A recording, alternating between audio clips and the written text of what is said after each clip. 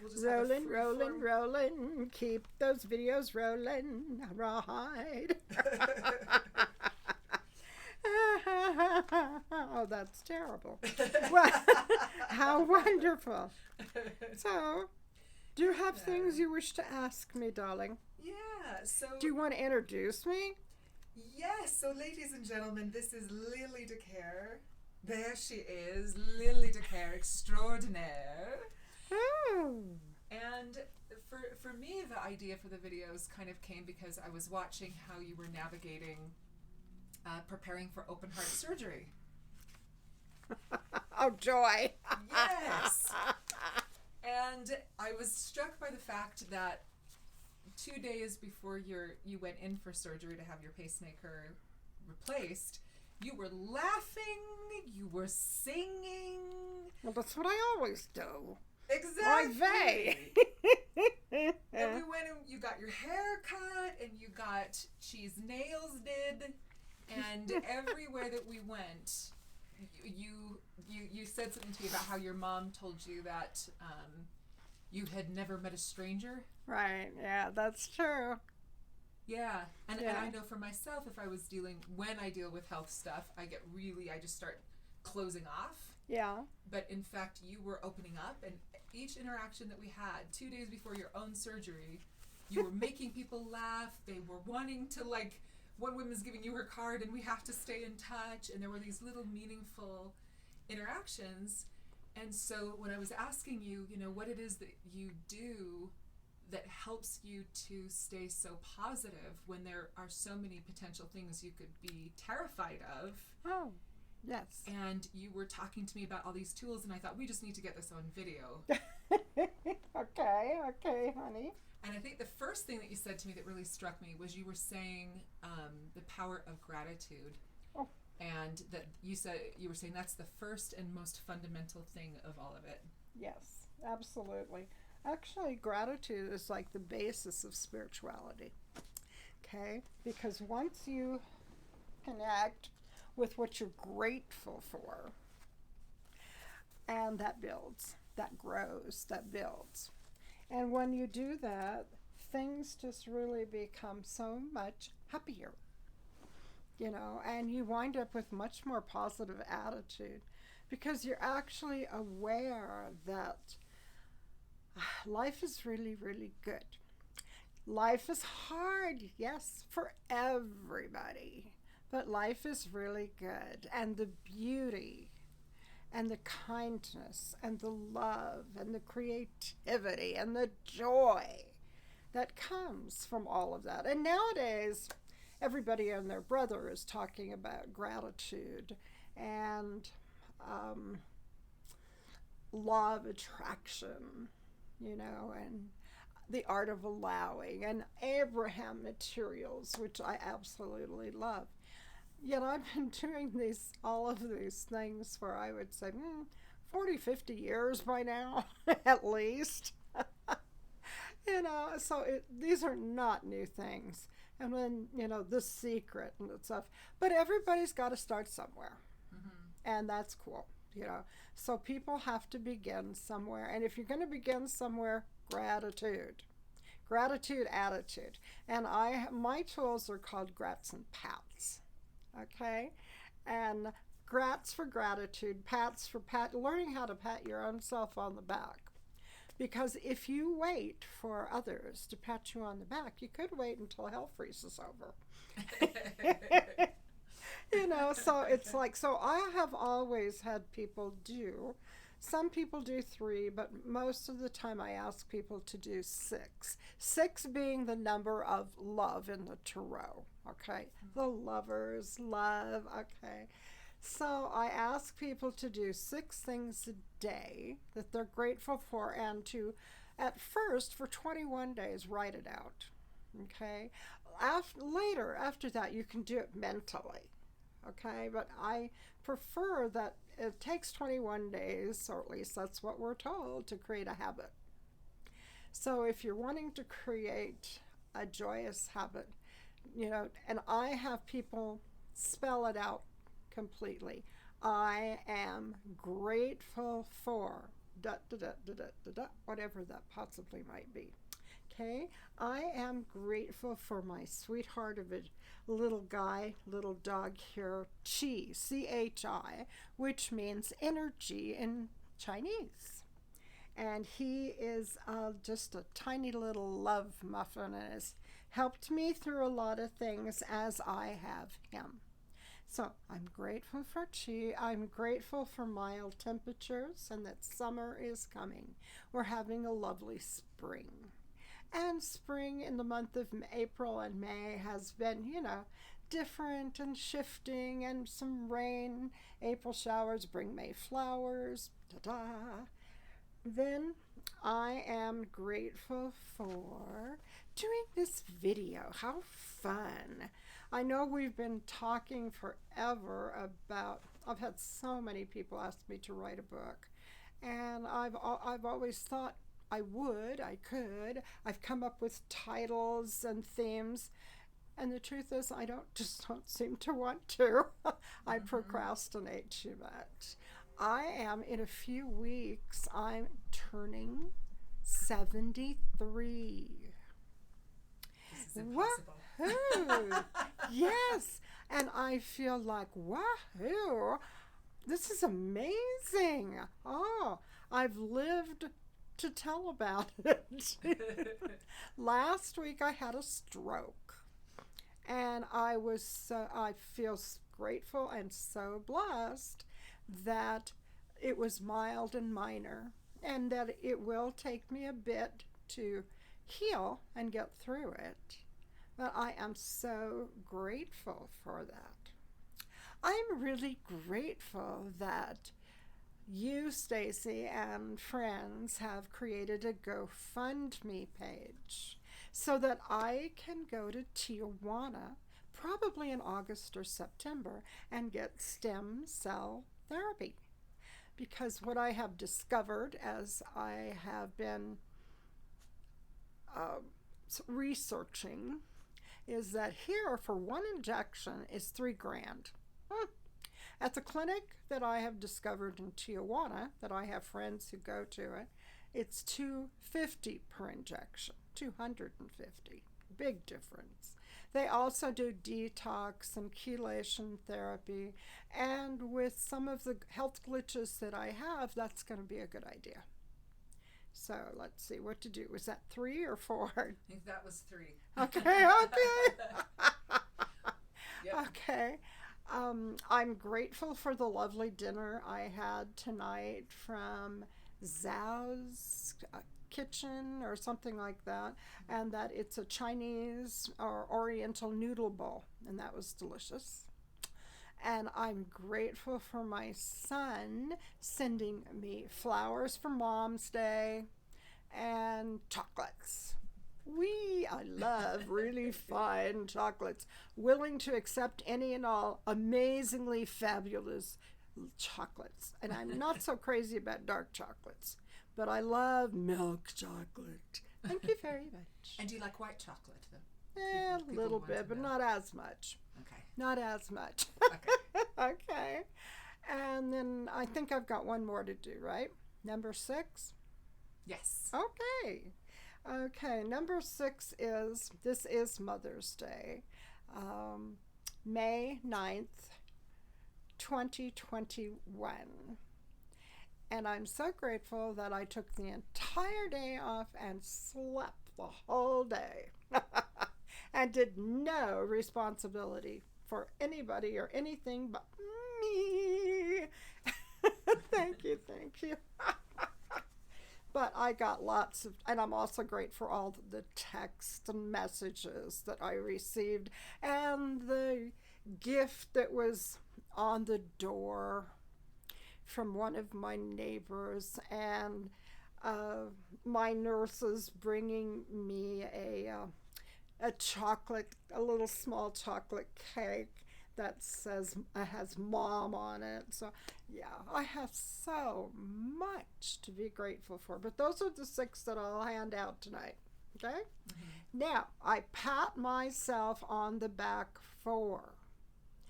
And it is so important to do that because You can be waiting for endorsement, which means others patting you on the back. And if you do that, you might wait till hell freezes over. And it's so important that you care about yourself, love yourself first, and then after you really can be loving yourself through flaws, glitches, whatever, and just love yourself, then you really can put it out there and love others. Okay, and so I pat myself on the back for allowing myself to have a complete day off. Mm-hmm. I pat myself on the back for eating and taking some of my meds. Mm-hmm. Okay. I pat myself on the back for asking someone to take tea out to the bark park. Mm-hmm. I pat myself on the back for actually getting dressed and putting on some makeup so I could do this presentation. Mm-hmm. I pat myself on the back for taking care of my teeth. Mm-hmm. Whee! And I pat myself on the back for saying yes to playing with the video. Woohoo! Okay. So, and I do hope that folks will look at doing at least 21 days of grats and pats, okay? And that using that as a start, and then afterwards continuing, and then you can do it mentally. And mentally make your list and just do 6 things a day, whether it's when you get up, go to bed, during the middle of it, whatever. Okay. Any other question? So with the grats and pats, how did you stumble upon that? Because by the time I started working with you as a student, it seemed like it was kind of part of your repertoire of things that you would have your students do. Do you remember? And how long ago was that? That was 20 years ago. Oh my goodness. I'm not that old, darling. Neither am I. Fancy that. Well, I have had the bounty of studying with lots of people. Louise Hay, and she's also the person who started Hay House Publishing. Mm-hmm. Ram Dass, Wayne Dwyer, then let's see, Martin Silverwolf, who was the shaman for the Lakota Nation, and he was 93 when I began studying under his auspices. And what I basically found was in most of the things that I've studied, I received the Tao in our local Chinese community. I also received a priestesshood in Yoruba, which was called Daughter of the Gila Day, and my teacher was Omi Funke. And what I've learned in most of the major teachings in the world is about gratitude, that gratitude really was kind of like the foundation of spirituality. So being grateful for what you currently have. And what happens with that, it continues forward to the law of attraction. And then, of course, nowadays, we have a lot that is from Esther and Jerry Hicks, who that was a big theme for them, was the law of attraction, the law of deliberate creating, and the law of allowing. Okay, and how we allow things to come to us. Something else I really learned is how much many of us turn our good away. And I used to do that. I used to do the, people would offer me something, and I would do the, oh, no, I couldn't possibly. No, thank you, darling. And what I learned was to start accepting what is offered to me and saying thank you, gratitude, appreciation. And then if it's something I truly don't want or need, I can serve as the Publishers Clearinghouse sweepstakes. And it can go to somebody else who is more inclined or in need, you know. So it has been a part of me ever since my 20s. So yeah, so that's kind of how I think I began with gratitude attitude. And then I've just continued forward, and the more I study, the more I see that is really the foundation of spirituality. And it feels to me like it's one of those deceptively simple things. Yes. But I've noticed for myself, if I'm feeling really disconnected from myself or disconnected from spirituality or really in a bad mental place, which was where I was when I first met you and started studying with you. And I think a little background of that, I had left my childhood religion, and then I was looking for a spiritual teacher, and a bunch of synchronicity led me to you. Yes. And so I came to you, and I had all these big questions. Is there a God? And, does magic exist? And like big things. And you heard everything I said, and you said, okay, we can talk about those things. But I'm going to give you an assignment first. Right. For the next 7 days, I want you to do this grats and pats. And I think at the time you had me call you, and I had to say it over the phone. And I remember you saying that each sentence was, I am grateful for, and then I had to say. Yes. And I left thinking, well how... I want to know about God and magic, and do elves exist? What is this? Right. And what I discovered is the very next morning when I was calling you to do my grats and pats, the very act of having to look around and think, what can I sincerely say I'm grateful for? Because I didn't want it to just be lip service. Right, good. And that forced me to realize that there were a lot of things around me that I'm actually very, very grateful for. Absolutely. And I started feeling the gratitude, and I think 6 was a great number because it, right. I had been severely depressed at the time that I began working with you, and to be able to even name 6 things and to add my voice to naming it was huge. Right. And by the 7th day, I felt like a radically different person. And I would find myself going through the day thinking of the things like, okay, well, I don't know if I'll have anything to be grateful for tomorrow morning, so I better really stockpile some grats in my head for Lilli's call. And then I started noticing, and every morning I'd wake up, no, there's even more that I'm grateful for today. And absolutely. I was thinking also about when you did, I pat myself on the back for, because one of the things I've always noticed with folks is patting yourself on the back is much more difficult than gratitude. And when I've been dealing with people that have been diagnosed with PTSD or depression or whatever, one of the first things that goes out the window, goes flying out the window, like if you want to see butterfly, is patting yourself on the back or acknowledging oneself for anything. That is a big part of being sad, being blue, having grief. And so that I ask people to do that also, because that helps get them out of what I call deep hole of Calcutta blues. Okay? And it's like I pat myself on the back for.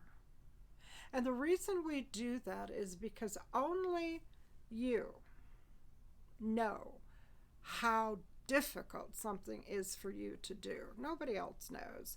Nobody knows that getting up and going and brushing your teeth can be a monumental effort when you're feeling bummed.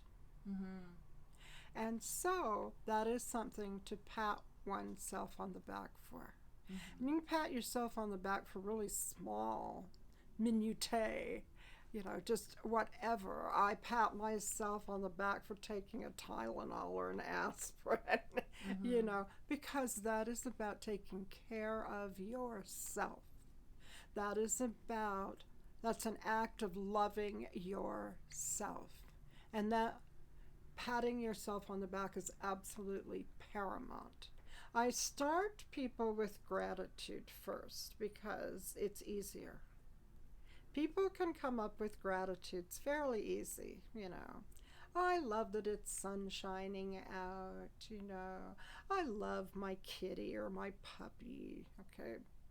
But it's harder to come up with, I pat myself on the back for getting up and speaking in front of this group of people. Mm-hmm. You know, I pat myself on the back for paying the bill on time, whatever it might possibly be. But so I have always, those two tools, I have always done in conjunction. And it's the beginning of spirituality and crawling out of the muck and the mire. Mm-hmm. Yeah, and it strikes me too, like the way that you articulated the pats about it's coming from what you know is difficult for you. That there's something very empowering in that, because I think sometimes it's hard to pat, I'll speak for myself, sometimes it's hard to pat myself on the back for something that I think should just be easy.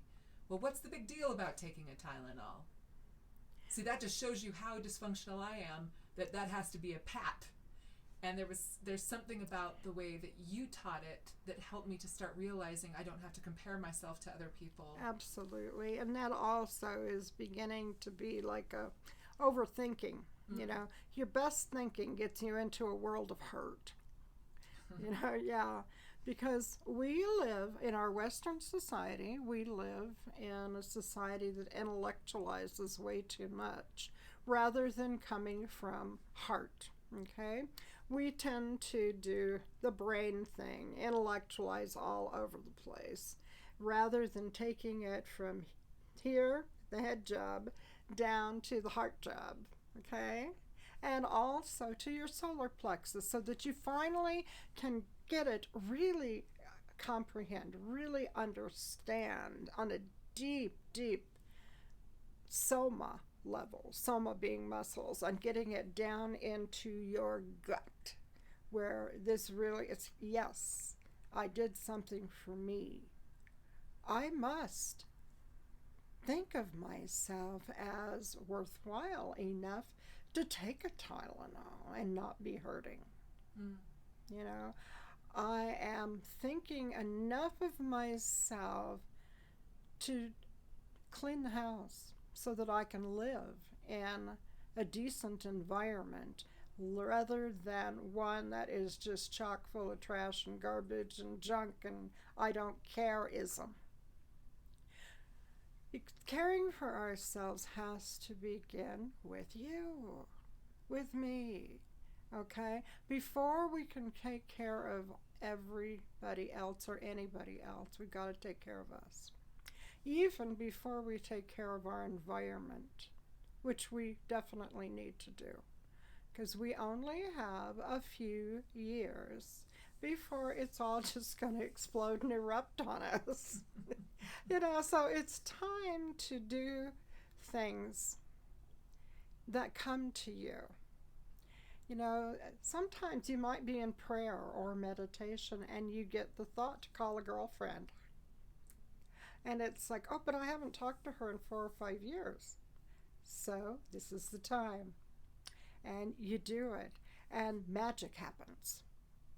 Things you have absolutely no idea are going to occur. As you get on a plane and the person who hired you for a job is getting on the plane. And you're saying, hi, oh my gosh, da-da-da-da-da-da. And excitement builds. And then you get invited to dinner. Whee! Isn't this fun? We never know what's going to transpire. Yet, the more that we do our graths, our pats, our prayers, our meditations, and prayer is not about, please, thank you, give me, Lord. You know, prayer is, my prayer lately has been, for the last several months, is may my will be thy will. You know, let thy will be done. So rather than always my, it's like, may my will be thy will. Did I answer that one for you? You did. And that's reminding me, because I remember you saying that my will be thy will. And I'm trying to remember the conversation that we were having about it when you said that to me, and it just struck me. Oh, it was about acting. I was asking you about acting. Uh-huh. And that I hadn't been booking roles, and that I was feeling really discouraged and down and and this kind of thing. And then you were just giving me all kinds of advice on how to hold that and how to hold that rightly. Yes. Yeah, and I remember that one. Thy will be my will be thy will, which is kind of a shift in perspective, or a willingness to see things differently. Or do you want to talk more about what that slogan means for you? Well, I really feel like I'm grateful I have some ego. At least I have enough ego to stay on this plane and function on this plane. And that the ego is a gift from the divine also. And yet it's not something to beat to death and to just hold as that is what, the be all and the end all, because it is not. And the ego tends to be about my will. And it's like getting balanced and centered, and may my will be thy will. In other words, there's a Reiki symbol called daikomyo, and it is about connecting the mind of the divine. Okay? And so having our mind be in alignment with the mind of the divine. And I feel like when we are in agreement and alignment, things go so much smoother and better, because it's not just about us and ego. And yet, recognizing that we do need ego, yet in balance. That all things are a gift from God, Goddess, HP, higher power, source, whatever you want to call it, tree, and it's like when we get into discussion on religion and philosophies and politics and etc., and people get so much into them and us, and it's like, no, just, it's like allowing people to have their ideas, their perspective, and they don't have to have your ideas and your perspective. Knowing which fight to pick up and which to drop to the floor. Okay? Mm-hmm. What does one really want to fight for? How about air? It'd be really nice to breathe. I mean, look at what's happening for the poor folks in India right now. That is so tragic. They need oxygen. So air, water, all over the planet. We need water. And how are we going to acquire that? And yet that there are teenagers out there creating scientifically ways to desalinate water and to bring potable water to the world.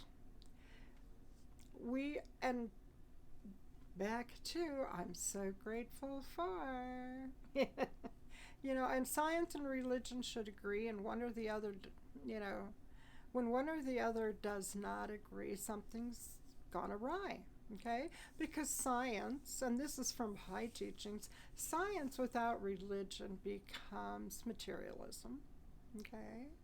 And religion without science, without balance, can oftentimes become myth and fables,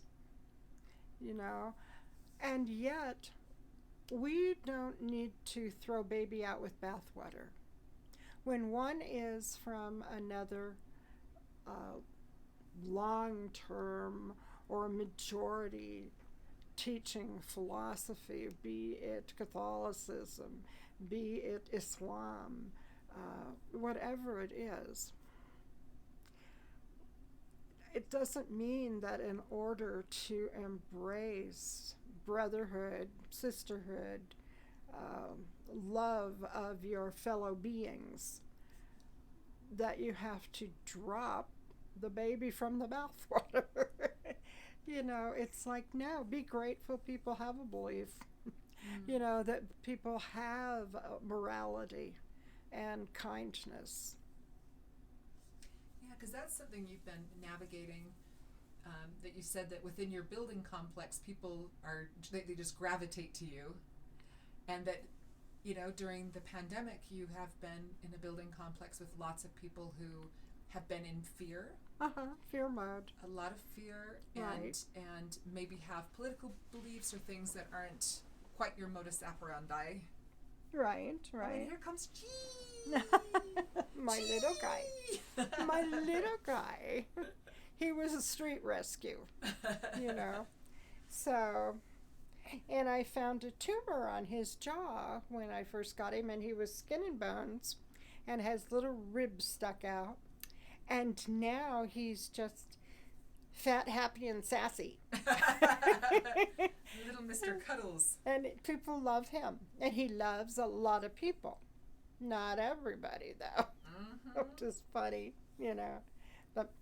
And he can tell if you're really a loving, kind being, compassionate, and he'll just, you know, sidle right up to you. Or if you are not a animal lover. And that's okay too, because some people just aren't, but they love other things, you know. So yeah. So where are we, darling? Yeah, so we're talking about in this apartment complex. Okay. All kinds of people, and for whatever reason, they're very drawn to you. Fear. Yeah. Okay. Well, we've heard this term a lot. You know, fear. It's false evidence appearing real. You know, and it really can be. Oftentimes I hear people, what if? What if this happens? What if that happens? You know, and what if you can use it, and Abraham talks about, wouldn't it be nice if that happened? And it's like, well, yeah, it sure would. Wouldn't it be nice to go to Maui? I'd love to go to Maui, of course, and have the trip and everything all paid for.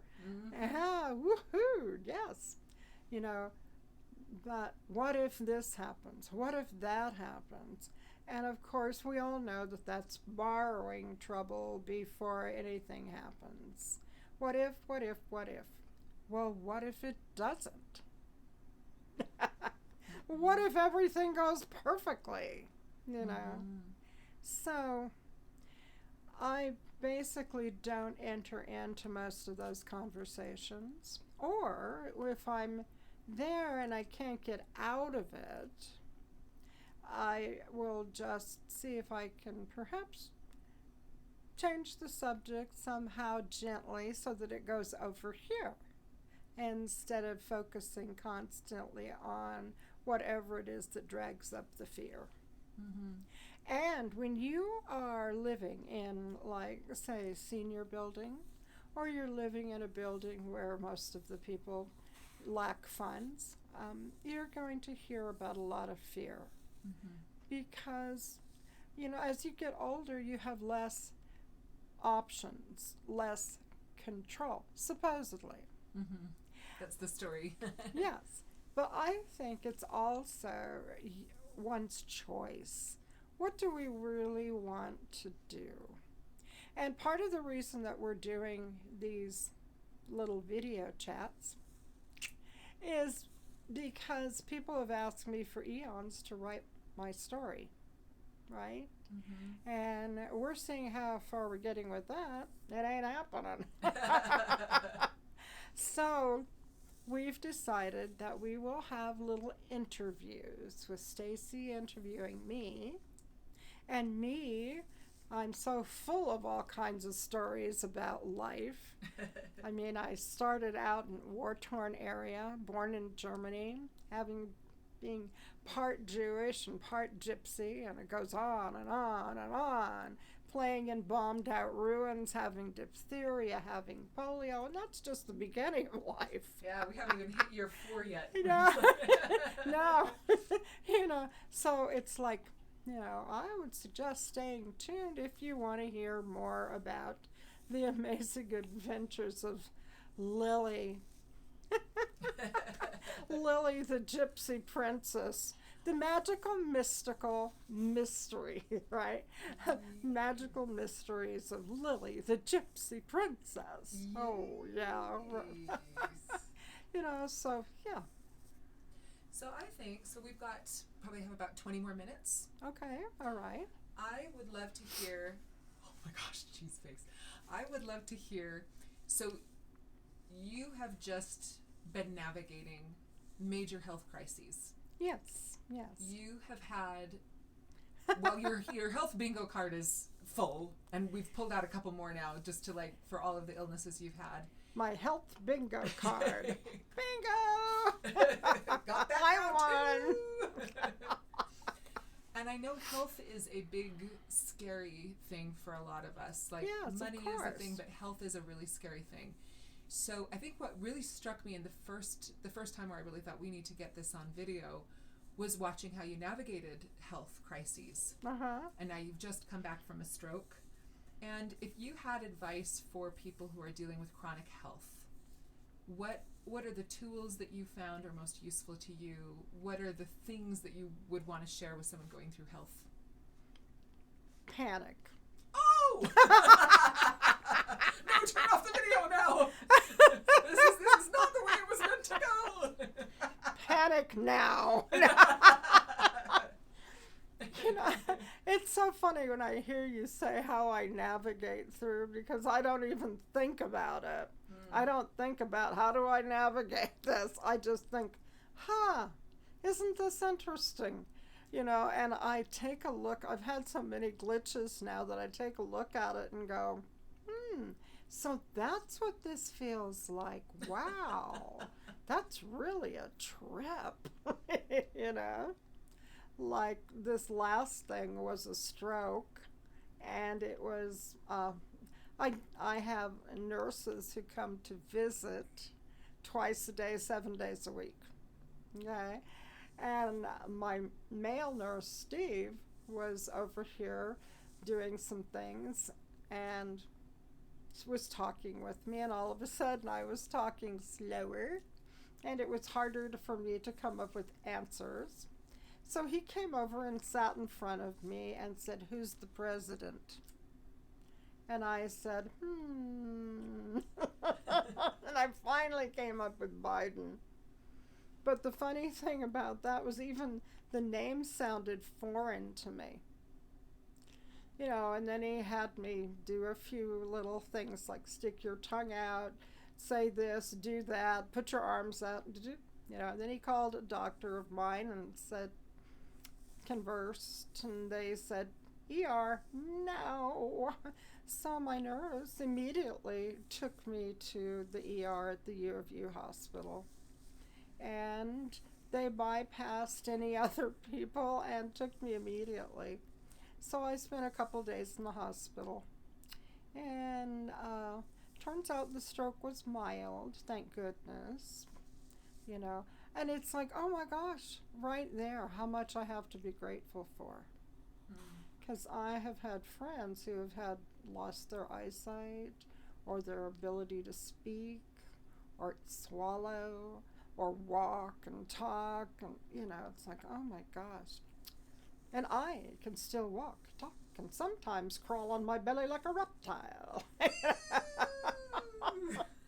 So it's still going to take a few months for me to get back online completely. But I am so blessed. And it turned out that it seems like I had heart surgery on the 9th of April to replace a pacemaker defib that was on its way out. And so that got replaced, but apparently it must have created a blood clot that went to the brain, and then 3 weeks later the stroke, you know. And, you know, the truth is, none of us know when things are going to occur. None of us do. You know, and when we think, we sit down and we make all these plans, you know, and we put them in our day timer, and we write our schedules and our goals and our this and our that. And it's like, you know how to make God laugh? Have a plan. You know, and it's like, you know, just being aware that with all these health glitches and with our loved ones that have glitches that happen, none of us have a clue. None of us have a clue. And if we can focus on grats, pats, joy, love, someone I've been listening to lately has been Anita Morajani, and her near-death experience. Her book is called Dying to Be Me, and her journey of after this existence, you know. And that has just made me feel more upbeat about passing from this realm to the next realm, you know. Do I buy everything and believe everything? I don't know. You know, I really don't know. But I do feel like there's something more. There's something more. And I do feel like God, tree, whatever, is love. And that compassion, kindness, love, doing for others, that can be really uplifting, fun, creativity, dancing, singing, art, you know, creating, building, joy, just whatever brings your heart joy, rather than always having to do, and be. You know, and when we do for others, oftentimes that just really feeds us more than it does for them. But for both beings, you know, yeah. Yeah, I think that's something too that you had me do early on working with me. You had me do my grats and my pats, and then I think you had me look for ways to be of service. Okay. Whether it was just giving someone a smile, and I think it was maybe just one person a day. Look for one, and it can seem insignificant, but one little moment where you're trying to do something. Right, yes. And it was those 3 things that I was like, when I looked back at myself the month before, I was like, who am I now? I'm happy every day. I look forward to getting out into the day. What's wrong with this picture? I'm thinking about, like, what can I do for other people rather than how sad I am, you know? Well, you know, humor is your best friend. While temper, both angry temper and fearful temper, and that's what we've been talking a lot about, is fear, you know. Those are our worst enemies. And the more that we focus, whatever it is that we focus on is, you know, like, it's what grows. You know, the old adage, the old story about the Chinese man's, or whoever, the Native American, it's in every culture. It's like, well, which tiger grows? The one you feed.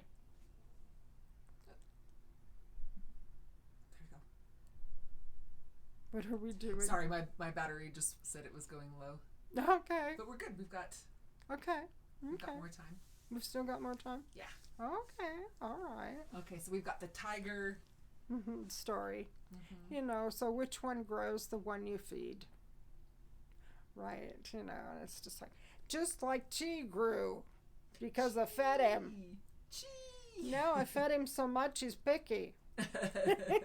It's like, excuse me, Mom, but I'm not sure I want the filet mignon, you know. Now that I'm assured that food will be coming my way, I will pick and choose. And that everybody loves me. Yes. You know. And then he's got that little line down his face that makes him look like a yin and a yang. Yin and yang. So it's like, oh, so sweet, so cute. Animals are so wonderful for keeping us happy.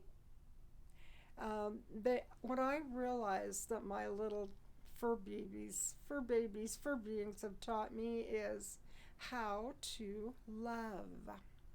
I used to wonder, like, do I really love, or am I just going through the motions, or what is it? And it's like, what I realize is my little fur beings are so unconditional loving and accepting, and that how much I grieved after my little Rambo, who was a Shih Tzu, passed. I mean, my heart was broken. Yet what that taught me was, yes, I really can love. And I realized that by how much pain I felt and how hurt I was, that I absolutely do love. And it's like, oh, so I'm not just a cold-hearted beastie. And that was just good to know, So I was very grateful. They teach us a lot. Nature teaches us a lot. So if we watch the patterns and the cycles of nature, we can be, I think, even more connected to spirit. So. What do you feel when you're looking at nature that connects you to spirit? Beauty, creativity, patterns, blossoming, even, and death too, just the joy I get out of watching, whether it's a little bird or a cat, even a worm crawling across the sidewalk, It's like, yes, okay. And watching how the cycles and how even in different areas of the planet we learn how to dress, how to acclimatize, learning how to appreciate other people and other beings, like the way they walk, talk, speak, think, breathe, create. It's all just so marvelous to just be open and see so many things. And there is never a time that we don't have things to learn. We can keep learning all the days of our lives. I watched PBS Channel a great deal. I even donate to them because I watch so many fabulous shows on it, and documentaries and British programs, and I just love the learning process. I'm afraid that a lot of American TV, the regular channels, don't interest me so much because they're kind of, I almost feel like a lot of times they're dummied down. Yet I have enjoyed lately things like Bob Abazola, because it's dealing with Nigerian culture and American culture. The one about be positive. I like that too. That's about the guy who finds a sweet gal who's the donor of a kidney for him. And just all the things that people go through and have to face. Those things I think are, good for us to be aware of. Mm-hmm. And even young Sheldon. That is funny too, when you see you've got a really brainiac of a child who's brighter than you are.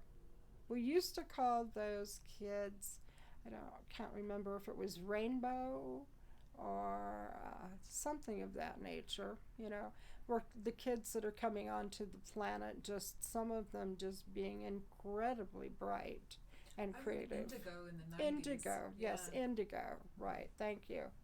Remember, I had a stroke last week. See, how are you a woman who had a stroke last week? How are you? Because I think that after something like that, if we wanted to just make a video about all of your struggles of the past year, we could make a 1-hour video. And even when there are things that I would say I would definitely be tempted, and I think most people would be tempted to really be on the poor me cycle. I come over and you're hello, laughing and singing and dancing and finding moments of appreciation and communicating appreciation. And I think that doesn't, I don't know if that's... Well, I'm a crone. C-R-O-N-E. You know, Hagatha, the old wise woman of the village.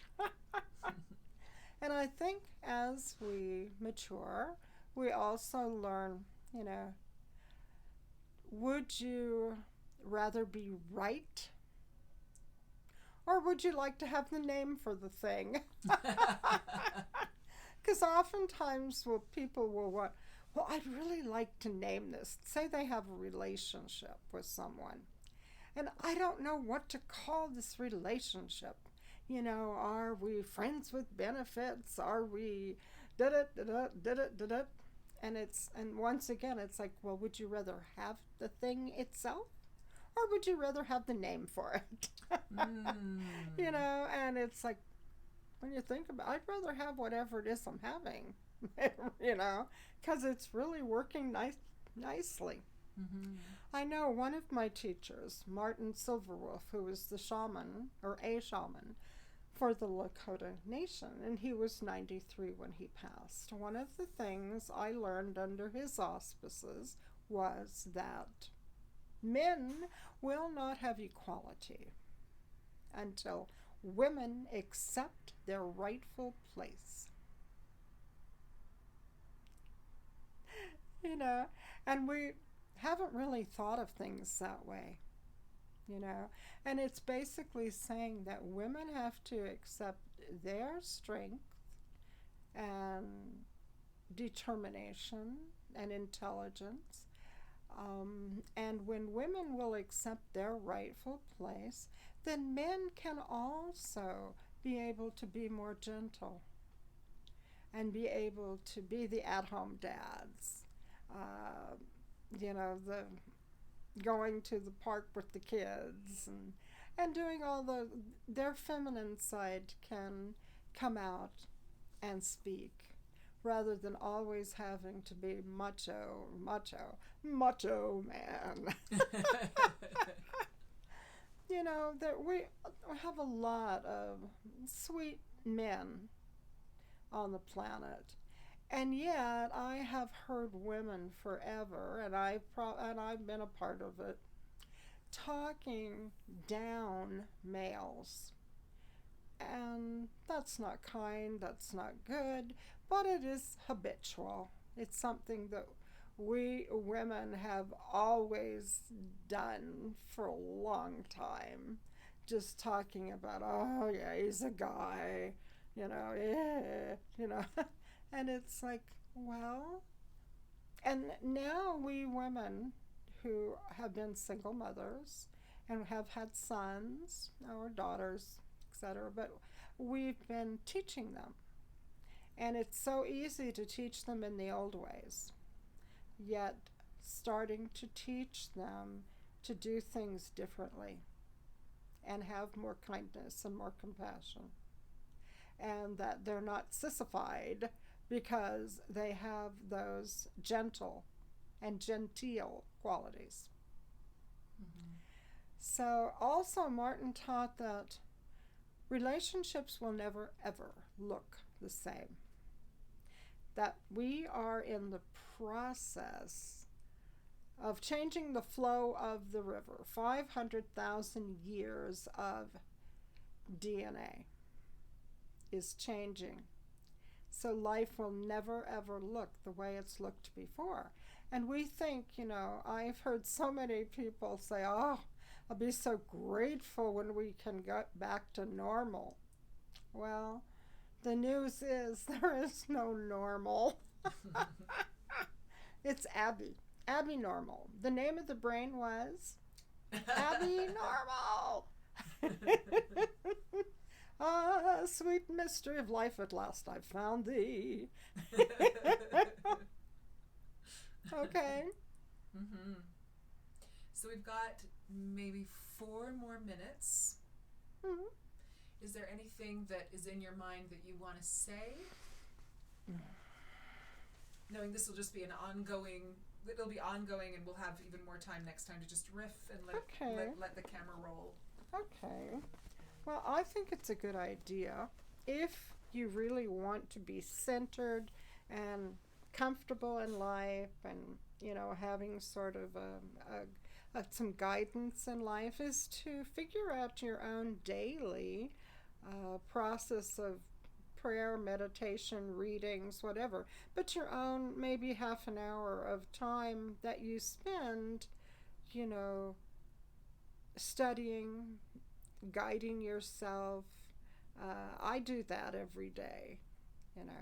I read from one day at a time, which is a 12-step thing. I read from the Tao.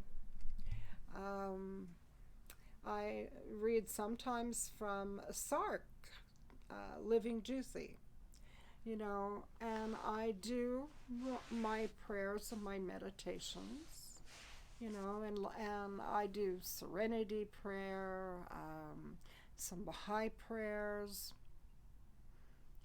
Yet I don't really embrace any one particular path.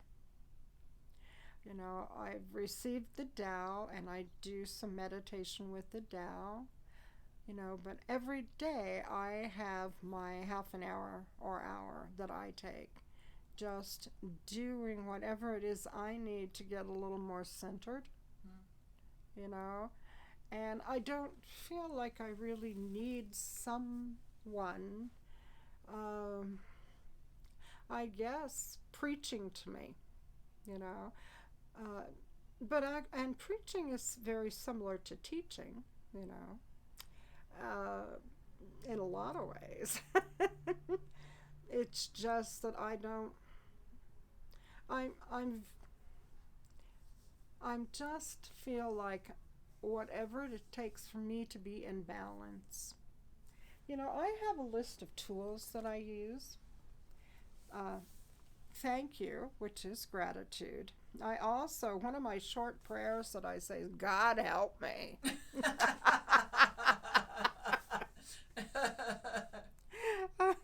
I put a boombox, CD player in the bathroom. It's my bathroom boombox. And I put CDs on it that are positive, whether songs like from Karen Drucker, or I recently bought a CD of The Greatest Showman, and I will put that on and sing along with it. And so far, my neighbors haven't complained. Then I figure out TV shows, and I mentioned a couple of those, that I've been listening to. The GoFundMe project has really lifted my spirits, because I've seen that, oh my goodness, there are people who really support me and my healing process. I love that I have beautiful views. I have my windows. I never ever close my shades or drapes, ever, because I love looking at the sky and the mountains and the sunsets and the sunrise, and I just feel so incredibly blessed. My little snuggles with my fur baby Chi, because he comes and he'll either go on top of my head or he'll be right beside me, but he's always got to touch me. And it's like, oh, thank you. My daily reads that I just mentioned, I let myself eat some fun foods too. I don't have a beautiful, gorgeous body, but I have a body, and I'm grateful for it. But I also enjoy, here I am at this stage of the game, and it's like, I'm going to have some things I like. I'm not going to keep uh, avoiding those things. It's like, that's no fun. Fun, joy, humor, love, compassion, kindness. That's really important. And for you, those aren't just words. That's your practice. Yes, it is my practice. Like what I've seen is that if there is fun to be had, you will run to it with wide open arms. Yes. And it's not always easy, but it's part of your discipline. Mm-hmm. If there's a joke, tell it, share it. If there's music playing, dance to it. Yes. And I think that's another thing that is so remarkable to me, is that 2 days before open heart surgery, music is playing, and I know what a struggle it was to even get in the car, and the physical pain and exhaustion. But there was music, and it was an invitation for a moment of fun, and you took it. And you danced to it, and then it made other people around you laugh and bop a little bit. And then it becomes this, and it seems like, how can that be a spiritual practice? Yes. And that's the deepest spiritual practice. Oh, yes. Well, as I said, humor is your best friend. Fun. How much fun can you have in life? And fun stands for us now. Ooh, I like that. And I will walk him when I'm feeling better, like in Liberty Park. I love texting. Just because you're a senior citizen does not mean you can't text. I love texting. It helps me keep so much more in touch with lots of people and students and friends and family, and I just love it. I can just let them know I'm thinking about them, or I love them, or whatever, and just to shoot off a quick line. And at the same time with text, you don't have to if you don't want to. If you're don't have the energy for it, that's okay too. And emails, same sort of thing. Grats and pats and massage. Oh, I love massage. Everyone should have massage. Even if it's just you and your family or whatever. Get together and rub feet. On your feet, and reflexology, that sort of thing. Just do that for each other. Oh my goodness. I remember when Sean was little, I used to scratch his back, and he'd be in my lap and my feet would be out, and another friend would be massaging my feet, and somebody might be massaging that person's feet, and we just had a touchy tickle, scratch your feet, whatever party. And everybody just felt so good. So, yeah. Life, there's a lot of good and a lot of simple, and I would suggest to people to start downsizing. I know seniors are downsizing all the time, constantly. Yet I suggest that we all, and that includes me again, we all have way more than we need, and it's time to, I don't think we necessarily need to invest in so much things. I think it's a marvelous time to recycle, to create out of things that we would throw away, and because I really think that our resources are getting smaller and smaller, and will continue. Right now, in Western culture and in the America, we're